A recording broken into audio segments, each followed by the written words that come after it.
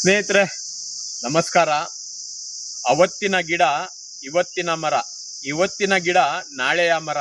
ನೋಡಿ, ಅವತ್ತು ಪರಿಸರ ಪ್ರೇಮಿಗಳು ಪರಿಸರವಾದಿಗಳು ನೆಟ್ಟಿರುವಂತಹ ಗಿಡಗಳು ಇಲ್ಲಿಂದ ಅಲ್ಲಿ ತನಕ ನೋಡಿ ಯಾವ ರೀತಿ ಇದೆ ಅಂದ್ರೆ ಯಾವುದೋ ಒಂದು ಊಟಿನೋ ಅಥವಾ ಬೇರೆ ಪ್ರವಾಸಿ ತಾಣನೋ ಅನಿಸುತ್ತೆ. ಯಾಕೆ ಅಂದ್ರೆ ಅವತ್ತು ಪರಿಸರಕ್ಕೆ ಒತ್ತು ಕೊಟ್ಟು ಅವರು ರಸ್ತೆಯ ಬದಿಯಲ್ಲಿ ಸಾಲು ಮರ ಬೆಳೆಸಿರೋದಕ್ಕೆ ಇವತ್ತು ನಾವು ಆನಂದವಾಗಿ ಓಡಾಡ್ತೀವಿ. ಇವತ್ತು ಕೆಲವರು ಪರಿಸರವಾದಿಗಳು ಪರಿಸರ ಪ್ರೇಮಿಗಳು ಪ್ರಯತ್ನ ಪಡ್ತಾ ಇದ್ದಾರೆ ನಮ್ಮ ರಸ್ತೆ ಬದಿಗಳಲ್ಲಿ ಹಾಕಿರುವಂತ ಗಿಡಗಳನ್ನ ಉಳಿಸಿ ಮರ ಮಾಡಬೇಕು ಅಂತ.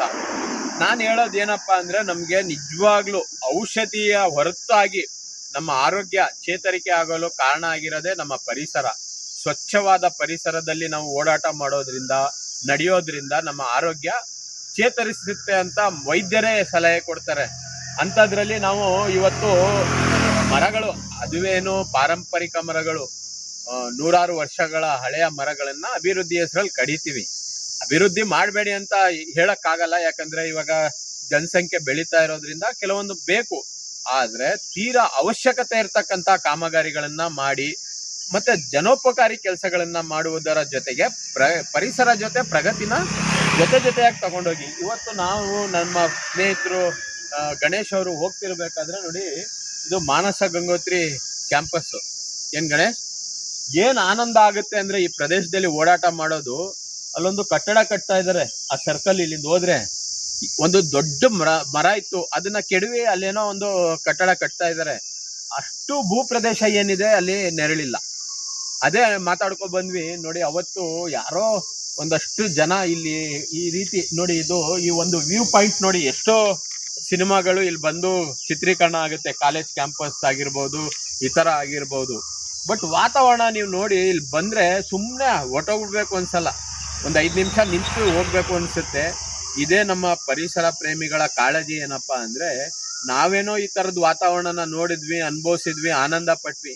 ನಮ್ಮ ಮುಂದಿನ ಪೀಳಿಗೆಗೆ ಏನು, ಅದು ಒಂದು ಯಕ್ಷ ಪ್ರಶ್ನೆ. ಇವತ್ತು ಮೈಸೂರಿನ ಹಲವು ಕಡೆಗಳಲ್ಲಿ 80 ಮರ 100 ಮರ ಕಡಿತಾ ಇದ್ದಾರೆ. ಆ ಒಂದು ಕಡಿಯುವಂತ ಸಂದರ್ಭದಲ್ಲಿ ನೋವು ಉಂಟಾಗೋದು ಏನಪ್ಪಾ ಅಂದ್ರೆ, ಇಷ್ಟು ಮರಗಳನ್ನ ಕಡಿತಾ ಇದೀವಲ್ಲ, ನಾವು ಪರಿಸರನ ನಾಶ ಮಾಡ್ತಾ ಇದೀವಲ್ಲ, ನಮ್ಮ ಮುಂದಿನ ಪೀಳಿಗೆ ಹೇಗೆ ಆರೋಗ್ಯವಂತ ಬದುಕನ್ನ ಕಟ್ಕೋತಾರೆ ಅನ್ನೋದೇ ನಮ್ಮ ಪ್ರಶ್ನೆ. ಹಾಗಾಗಿ 1 ಮರ ಕಡಿದ್ರೆ 100 ಮರ ಬೆಳೆಸೋ ತರ ನಾವು ಆಗ್ಬೇಕು. ಪ್ರತಿಯೊಬ್ಬರಲ್ಲೂ ಒಂದು ಪರಿಸರದ ಕಾಳಜಿ ಬೆಳಿಬೇಕು. ಗಿಡವಾಗ ಬಗ್ಗದ್ದು ಮರವಾಗಿ ಬಗ್ಗುತ್ತಾ ಅಂತ ನಮ್ಮ ಸಣ್ಣ ಮಕ್ಕಳಲ್ಲೇ ಅವ್ರಿಗೆ ಪರಿಸರದ ಅರಿವು ಮೂಡಿಸ್ಬೇಕು. ನೋಡಿ, ಮುಖ್ಯವಾಗಿ ಅಲ್ಲಿ ತೋರಿಸಿ, ಅರಿವೇ ಗುರು, ಜ್ಞಾನವೇ ಗುರು. ನಾವೇನ್ ತಿಳಿದಿದ್ದೀವಿ, ನಾವ್ ಏನ್ ಕಲಿತೀವಿ, ಅದೇ ನಮ್ಮನ್ನ ಕಾಪಾಡುವಂತಹ ಗುರು. ಅದನ್ನ ಅಲ್ಲಿ ಬಹಳ ಹೆಬ್ಬಾಗಿಲಲ್ಲೇ ಬರೆದಿದ್ದಾರೆ, ಅರಿವೇ ಗುರು. ಎಷ್ಟು ಅರ್ಥ ಇದೆ. ನಾವು ತಿಳ್ಕೊಂಡಿರೋ ವಿಚಾರ ಒಳ್ಳೇದಾದ್ರೆ ನಮ್ಮನ್ನು ಕಾಪಾಡುತ್ತೆ, ನಮ್ಮ ಮುಂದಿನ ಪೀಳಿಗೆನೂ ಕಾಪಾಡುತ್ತೆ. ಆ ಉದ್ದೇಶದಿಂದ ಒಳ್ಳೆ ಕೆಲಸ ಮಾಡಿರೋ ಅಂತಹ ಒಂದು ಮಹಾನುಭಾವರಿಗೆ, ಆ ಪುಣ್ಯಾತ್ಮರಿಗೆ ನಾವು ಏನಪ್ಪಾ ಅಂದ್ರೆ, ಯಾರೋ ಪುಣ್ಯಾತ್ಮರು ಇಂಥ ಮರ ನೆಟ್ಟಿದ್ದಾರೆ, ಅವ್ರಿಗೆ ಒಳ್ಳೇದಾಗ್ಲಿ ಅಂದ್ರೆ ಅಷ್ಟೇ. ಅದೊಂದು ಕೃತಜ್ಞತಾ ಮನೋಭಾವ. ನಮ್ಮ ಉದ್ದೇಶ ಇಷ್ಟೇ. ನಾವು ಏನೇ ವಿಡಿಯೋದಲ್ಲಿ ಮಾತಾಡಿದ್ರು, ನಾವೊಂದು ಗಿಡಕ್ಕೆ ನೀರು ಹಾಕಿರೋದಿರ್ಬೋದು, ಗಿಡ ನೆಡ್ತಾ ಇರೋದಿರ್ಬೋದು, ಹೋರಾಟ ಮಾಡಿ ಗಿಡ ಮಾಡ್ಕೊಳ್ಳೋದಿರ್ಬೋದು. ಇವತ್ತು ಇನ್ನೊಂದು ಕಡೆ ಮಾತು ಹೇಳ್ಬಿಡ್ತೀನಿ, ನಮ್ಮ ಜನಪ್ರತಿನಿಧಿಗಳು ಮರ ಎಲ್ಲ ಕಡಿಯುವಂತ ವಿಚಾರದಲ್ಲಿ ಕಡಿತಿರಲ್ಲ, ಇನ್ನೊಂದು ಬೇರೆ ಪ್ರವಾಸಿ ತಾಣಕ್ಕೆ ಹೋಗಿ ಮರ ತಪ್ಕೊಂಡು ಫೋಟೋ ಹಾಕ್ತಿರಲ್ಲ, ಅದಕ್ಕೂ ವ್ಯತ್ಯಾಸ ಏನಪ್ಪಾ ಅಂದ್ರೆ, ನಿಮ್ಮ ಕ್ಷೇತ್ರದಲ್ಲಿ ಇರ್ತಕ್ಕಂಥ ಮರಗಳನ್ನ ಕಡಿದು ಅಲ್ಲಿ ಎಲ್ಲೋ ಪ್ರವಾಸಿ ತಾಣದಲ್ಲಿ ಹೋಗ್ಬಿಟ್ಟು ಮರ ತಪ್ಕೊಂಡು ಫೋಟೋ ಹಾಕಿದ್ರೆ ಅದಕ್ಕೆ ಅರ್ಥ ಇರುತ್ತಾ? ದಯವಿಟ್ಟು ನೀವು ಮರ ಪರಿಸರಕ್ಕೂ ಒತ್ತು ಕೊಡಿ ಅಂತ ನಾನು ಮನವಿ ಮಾಡ್ಕೊಳ್ತಾ ಇದ್ದೀನಿ.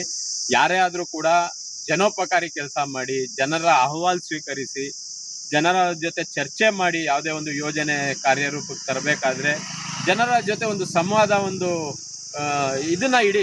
ಯಾಕೆಂದ್ರೆ ಜನಾಭಿಪ್ರಾಯದಂತೆ ನಡಿಬೇಕು ಅಂತಾನೆ ಪ್ರಜಾಪ್ರಭುತ್ವ ವ್ಯವಸ್ಥೆ ತಂದಿರೋದು.